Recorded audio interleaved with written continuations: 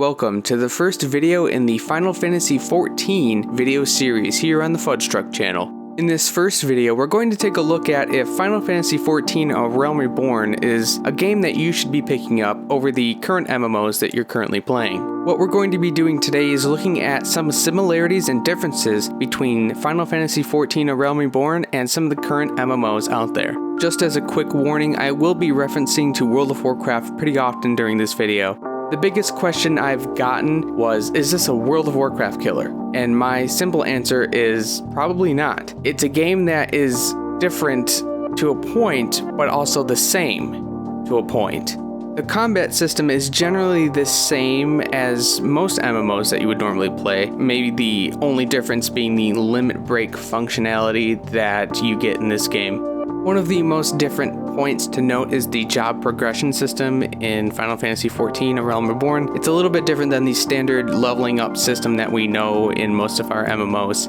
However, we have to remember that this is actually targeted for a different audience than the US market. It's targeted for the Japanese audience, which is a little bit different than our audience.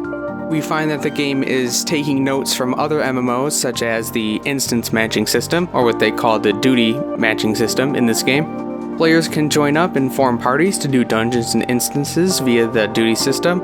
Also, it's not limited to specific languages, so you can party with people that are Japanese and get a quicker queue, and that's also a little bit interesting, a little bit different than what we're normally used to, where your languages are segregated to one another and it's English, Japanese.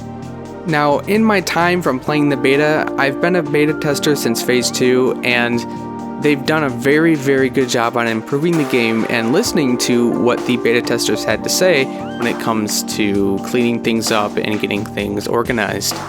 I think it goes without saying that most of us want that great new feel that we had when we first picked up World of Warcraft, for instance, that we just loved the game, we loved everything about it, it was new, it was fresh, it was interesting. That's what we're really looking for again. And will Final Fantasy XIV A Realm Reborn really give that to you? I don't know, I can't give that to you. For me, it personally feels the same as any other MMO. There's not too much innovation there, but what it's really driving on is the Final Fantasy experience. If you're looking for that crazy innovation and that next step in technology that you're just hoping for, that's going to get you all giddy and stuff like that, Final Fantasy XIV A Realm Reborn isn't probably going to be that for you. But it's going to be that classic Final Fantasy feel that you've always loved. When people ask me what I feel about the game, I tell them, don't go into the game expecting some crazy new MMO. It's a Final Fantasy game with MMO aspects, and that's what we need to pay attention to when we go into playing this game. The game is fun, it really is.